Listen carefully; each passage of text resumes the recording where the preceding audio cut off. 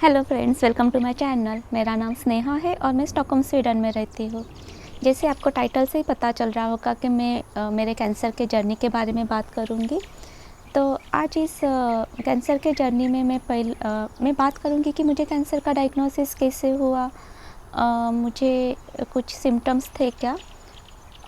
तो इन सारी बातों के बारे में बात करूँगी। सॉरी फॉर माय हिंदी, अगर मुझसे कुछ हिंदी के वर्ड्स में गलती होती है तो उसके लिए माफ़। हाँ, तो चले स्टार्ट करते हैं कि मेरे कैंसर डायग्नोसिस के जर्नी के बारे में। तो हुआ क्या, यहाँ स्टॉकहोम स्वीडन में, नॉट स्टॉकहोम स्वीडन, एक्चुअली पूरे स्वीडन में ऐसे है कि अगर जैसे ही कोई 40 साल के हो जाती है औरत, तो उनको मैमोग्राफी के थ्रू जाना पड़ता है। मैमोग्राफी स्क्रीनिंग के लिए लेटर आता है घर पे, और उसमें आपको वो जाना पड़ता है और आपका स्क्रीनिंग होता है।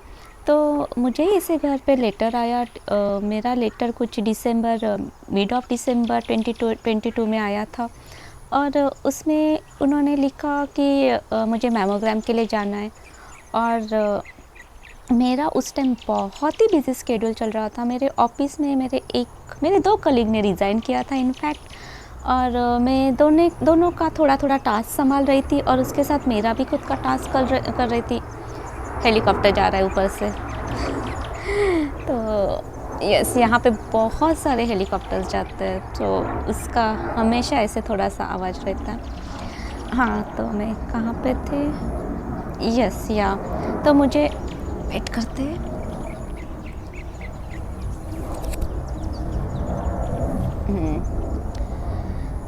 अच्छा से जाने देते हैं अभी।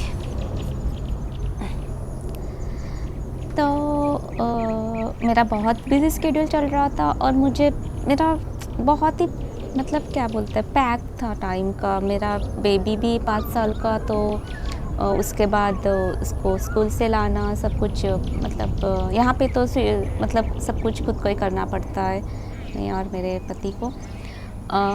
तो जैसे मुझे लेटर आया, मुझे लगा ओ गॉड, 3-4 घंटे तो ऐसे ही जाने वाले ट्रैवलिंग में, फिर वहाँ पे स्क्रीनिंग। तो मैं एक्चुअली स्किप करने के बारे में सोच रही थी। मैंने सोचा कि क्या करेंगे, देखेंगे और फिर लेटर भेजेंगे, कुछ नहीं हुआ करके ऐसे। और वैसे भी मुझे कुछ सिम्टम्स नहीं था, तो मैंने कुछ ज़्यादा सोच नहीं रही थी उसके बारे में। फिर पता नहीं, ऐसे आउट ऑफ क्यूरियोसिटी, और पता नहीं क्या हुआ, और मैंने सोचा कि चलो जाके देखते क्या करते हैं। और मैं आज बहुत खुश हूँ कि मैंने जाके वो मैमोग्राफी किया, अदरवाइज़ मुझे पता ही नहीं चलता कि मुझे कैंसर है करके। तो वो मैमोग्राफी उतना इम्पॉर्टेंट होता है। तो मैं गई वहाँ पे एक लड़की, मेरा फर्स्ट टाइम था मैमोग्राफी का, तो वहाँ पे एक लड़की थी, उसने इमेजेस लिए। Then she asked me, is it your first time? And I said yes, ये मेरा पहला मैमोग्राफी है। तो उसने वहाँ जो भी ऐसे इमेजेस लिए थे उसने देखे, और उसने मुझे कहा कि आपके लेफ्ट ब्रेस्ट का मुझे फिर से मैमोग्राफी करना है। एक्चुअली मुझे बहुत इरिटेट बोलूँ या इरिटेट हो रहा था इनफैक्ट, बिकॉज वो थोड़ा सा वो जो प्रोसेस है जिसमें ब्रेस्ट को ऐसे स्क्वीज़ करते हैं, तो मुझे थोड़ा सा अनकंफर्टेबल हो रहा था। तो मैंने कहा oh no again, so she said yes, unfortunately the images are not clear, so we have to take all of the images again. तो उसने फिर से लिए, फिर वो मेरे तरफ देख रही थी। I don't know, I think that उसको तभी कुछ तो ऐसे लगा था। एंड जैसे मैं निकल रही थी, वो मुझे बोली कि अगर हमें लगा कि इमेजेस और लेने हैं तो हम आपको फिर से एक लेटर भेजेंगे या कॉल करेंगे करके। मिड दिसंबर चल रहा था। हम लोग नॉर्थ ऑफ स्वीडन गए थे, मोरा में गए थे। बहुत ही ब्यूटीफुल जगह है वो। वहाँ पे एक तोमतेलान, मतलब क्रिसमस विलेज है, वहाँ पे गए थे। और उसके बाद कुछ एंड ऑफ दिसंबर में घर आई, तो लेटर ऑलरेडी आया हुआ था घर पे कि और उस लेटर में मेंशन किया था कि इमेजेस क्लियर नहीं है, आप वापस आके इमेजेस ले लो। तो आई वाज लाइक कि ओ यार, इनके मशीन में ही ख़राबी है, बिकॉज़ वैसे भी मुझे कुछ सिम्टम्स नहीं थे, तो मुझे और कुछ लग ही नहीं रहा था कि कुछ सीरियस है करके। तो मेरा 4th ऑफ जनवरी को उन्होंने फिर से मैमोग्राफी का रखा था और उस लेटर में उन्होंने ऐसे भी मेंशन किया था, if needed we may take tissue sampling करके। तो मतलब बायोप्सी करेंगे अगर उनको लगा कुछ तो मैंने वो पढ़ा फिर, but I didn't think a lot about that because वैसे भी मुझे कुछ लग ही नहीं रहा था है करके। तो मैं गई वहाँ पे सेकंड मैमोग्राम करने के लिए, यस। और वहाँ पे और सारी लड़कियाँ थी और औरतें थी। ऐसे हम लोग ऐसे वेटिंग रूम में बैठे थे और ऐसे एक लड़की जाती थी, उसका स्क्रीनिंग होता था और वो घर चली जाती थी। तो मैं देख रही थी कि मुझे कहा ओके, कुछ सीरियस लेने की ज़रूरत नहीं है, ऐसे वो देखते और घर छोड़ देते। मेरा नाम लिया, मैं गई अंदर मैमोग्राफी करने के लिए। After the mammography they ask me to wait in another room. So मैं एक वेटिंग रूम में मुझे लेके गए, वहाँ पे मुझे बिठाया। फिर वहाँ पे एक डॉक्टर आई, उसने वो मुझे लेके गई और मुझे बोला कि आपका अभी अल्ट्रासाउंड करना है करके। तो मुझे लगा कि ओके, बाकी सब लड़कियों को तो मैंने घर जाते देखा था, तो मुझे थोड़ा सा लग रहा बीच में मन में कि कुछ है क्या करके।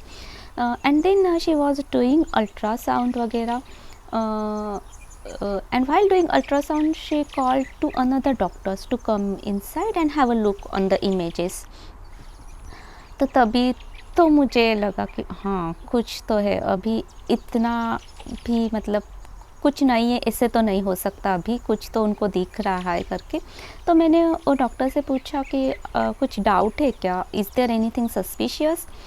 And I remember she she's saying yes, we found some microcalcification, like 3 centimetre के एरिया में माइक्रोकैल्सिफिकेशन है करके। तो मैंने कहा okay and then after the ultrasound और वो डॉक्टर्स तीनों डॉक्टर्स से बात कर रहे थे and they said that they came back to me and said we want to do biopsy and I was like अभी करना है क्या, and they said yes now. तो मैं I wasn't prepared for the biopsy और मुझे कुछ भी पता नहीं था क्या करेंगे कैसे करेंगे। तो मैं ऐसे सोच रही थी कि कोई और दिन वगैरह इसके मतलब ऐसे पूछा कि कुछ कभी और कर सकते हैं, तो दे वर लाइक कि no we have to do it, it's urgent and we have there is a high suspicious of something abnormal is there.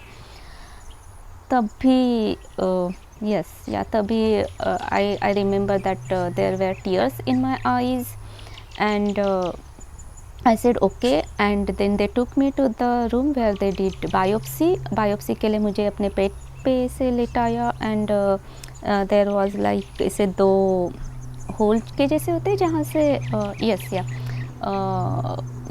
Boobs को ऐसे बायोप्सी करते। It was very what to say, फिर से helicopter जा रहा है,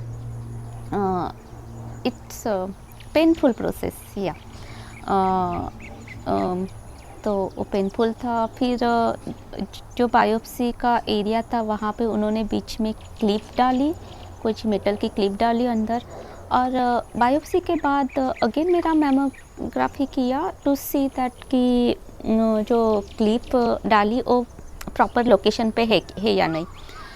and then they told me that if they found abnormal cells I will get a call and मुझे मेरे डॉक्टर के साथ अपॉइंटमेंट रखा नहीं, ओके वेट उन्होंने एक्चुअली तभी मुझे बोला कि after 7 days biopsy reports take some time, so 7 days के बाद आपका डॉक्टर के साथ अपॉइंटमेंट शेड्यूल कर दिया है, तो आपको 4th ऑफ जनवरी को आके डॉक्टर के साथ बात करनी है और डॉक्टर आपको रिपोर्ट्स एंड सब कुछ बताएंगे।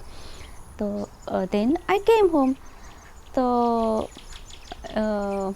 यस या तो ऐसे मेरा एक्चुअल डायग्नोसिस का स्टार्ट हुआ 4th ऑफ जनवरी में कहीं, और तभी मुझे पता चला कि मुझे DCIS है, डक्टल कार्सिनोमा इन साइटू।